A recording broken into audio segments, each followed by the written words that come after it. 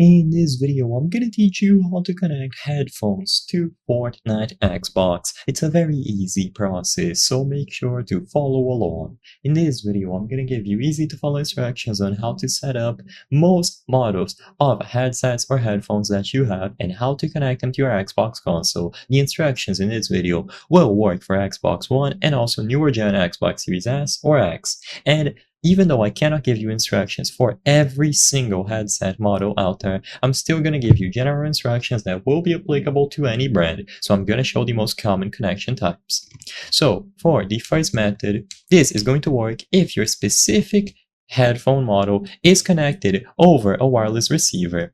This allows you to use your headphones completely wirelessly. An example would be this one from Razer. So as you can see, they have this little USB dongle that plugs into any of the ports available on your console. You simply toggle it into the Xbox mode, and then once it is set to Xbox, you plug it into the USB port. They also include an adapter.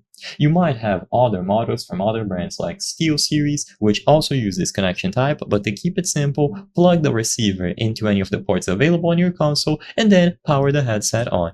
It should automatically pair itself up with the receiver, and all of the audio being output on the Xbox will go to the headphones or headset.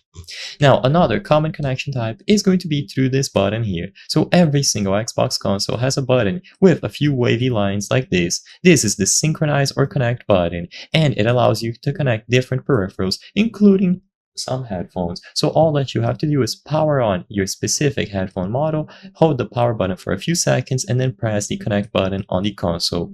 This should allow the headphones and the console to pair up together. And then once again, it is going to remain connected and all of the audio will be output on the headset or the headphones. Finally, another very common connection type is going to be through a cable. So if you look underneath your controller, you have the 3.5mm audio port, also known as the headphone jack.